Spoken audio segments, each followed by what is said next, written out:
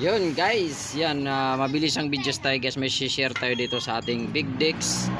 Yan yung big dicks natin na convert yan guys. At yan, ito yung mga iisipin natin yan sa conversion. Yan, dapat yung lapat ng pad talaga nakasakay dito sa pinaka dish nya. Yun, dapat nakasakay siya dyan. Tapos pag inikot nyo hindi siya sabit, ibig sabihin itong caliper dapat naka-align to, naka-align siya para ito nag-fit. Yan, try natin. Nag-try and error tayo, medyo may kahirapan kasi wala tayong bracket na. Yan, dapat ganyan lang siya guys. Yan oh, kunting ano lang, naikot na. Paa lang yung pinang-ikot ko, di ba? Dapat talaga may ano kayo. At kung ito kasi yung mga DIY natin, ito talaga yung walang budget pero may welding. Kung may kilala kayong welder pero wala kayong pambili ng bracket, pwede kayong magpa-welding ng mga ganito. Yan, like yung mga ito kasi matibay, medyo matibay ito eh. Kasi sa destong hirap nito ano, putulin. Kaya ang ginawa ko dito, hindi ko to binutasan talaga. Ang diskarte ko dito katulad nito, yan yung lock washer, yan pinagdugtong ko lang siya diyan. Tapos dito naman sa kabila, ginrinder ko to. Ginrind ko to para parang ginrind ko pa B. Yan. Para kumasya yung tornilyo pa ganun dito. Makikita niyo yan guys, ipapakita ko yan pagka ano, pagka nagkalas ulit tayo kasi nagkalas kabit tayo dito gawa ng nag-i-stack up siya. Tapos ito, kung ganitong design ng ano nyo guys, hindi naman sa ano, wala kayong choice, tapos ganitong design ang gagamitin nyo, kailangan nyo i-sacrifice yung ito sa ilalim. Yan, ang kita nyo sa ilalim guys, tama, yan ito, dapat ito magka naiipit nya to, yung pinakakatawan nito na kinakabitan dito ng bolt, dapat naiipit nya to para hindi talaga siya gagalaw. Kasi may tendency na matuli ng takbo nyo, posibleng gagalaw to siya. Kaya ginawa natin, inipit natin to, yung pinaka tawag dito, yung pinaka bracket dun sa itong shock, inipit natin siya. Ayan, nitong ano, nitong caliper. Tapos naglagay tayo ng spacer. Yung nabibili din dyan, may yung spacer din naman yan nakasama, yung mga nabibili dyan sa online. Yun.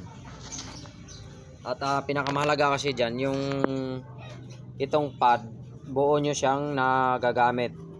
Yan, buo nyo dapat siyang nalalapat dyan. Tapos kung may marking, ayan, nilagyan ko ng marking yan, yung pentel pen, para nalalaman ko kung saan talaga yung maganda ba yung lapat ng kanyang pad. Yun.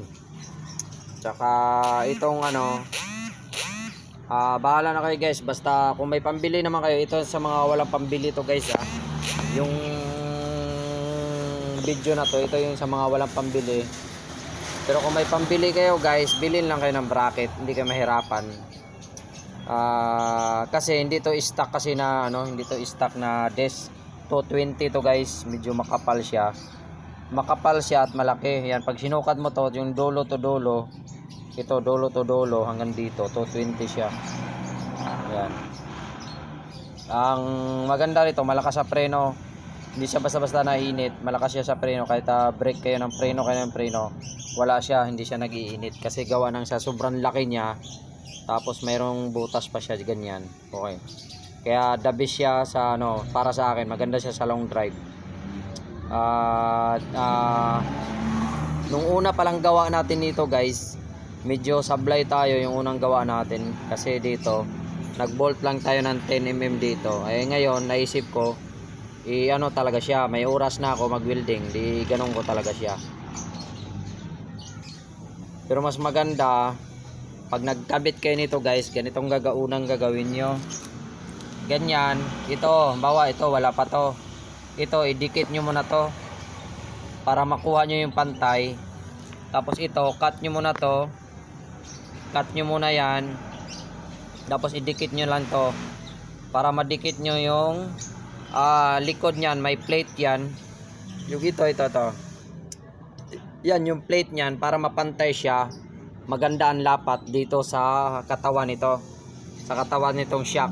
Para maganda siya, kung harap na harap siya, wala siyang labi. Idikit nyo muna yan kasama yung bolt, saka kayo mag-spot dito tsaka dito para accurate. Kasi ang nangyari nito, nagkamali tayo ng ano dito, yung dikit gawa nung winild to, tabingi ito, kaya hindi siya nakuha yung pinaka tapat nito, hindi siya nakuha dito. Dapat kasi ito dapat kung anong layo nito, dapat same din dapat ang layo dito. Kaya pansinin nyo sa ilalim, wala siyang, yung spacer niya buo, ito. Yan. Yan. Ay, ito. Yan, ito to. Buo siya, di ba? Yan, yung bearing naman na maliit, mga 620 yung ginawa ko spacer diyan.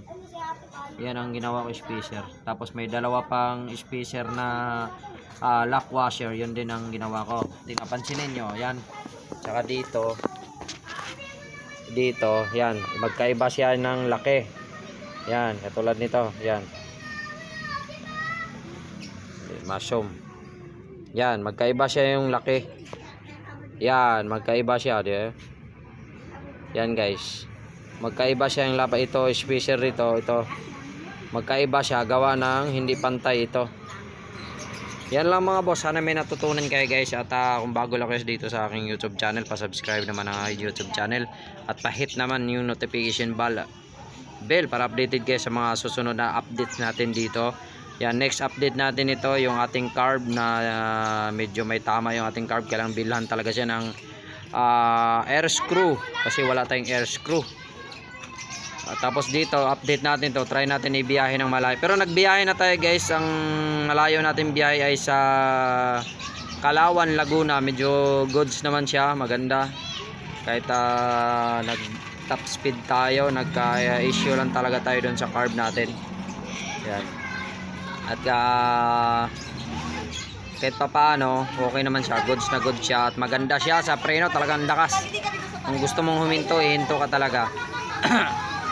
Sa sobrang lakas nito yung preno, kaya make sure na lalo sa mga 125cc, medyo may katulinan na, medyo matuli na 125 pataas, make sure na gagamit kayo nito na malakas din ang preno nyo sa likod. Kasi kung malakas, ito lang malakas, posible kayo mag-skid, kaya pantay-pantay nyo muna.